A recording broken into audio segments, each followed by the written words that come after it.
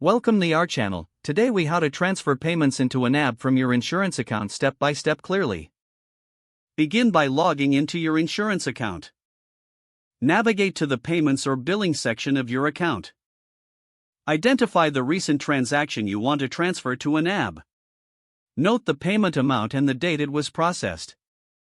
Log into your YNAB account.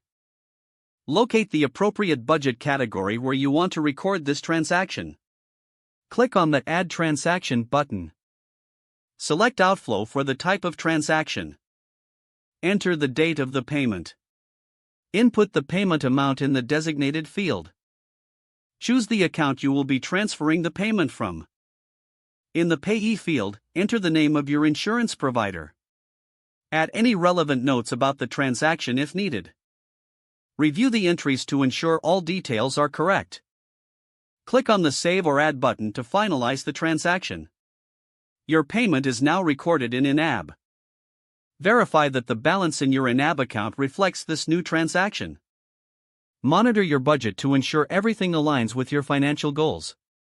If the page does not load, refresh the browser or try again in a private or incognito window. Make sure you are using the correct email address, then retype it carefully to avoid small typos. If your password is not accepted, use the reset option and create a new strong password you can remember. Check your spam folder for verification or security emails, then complete any requested confirmation steps.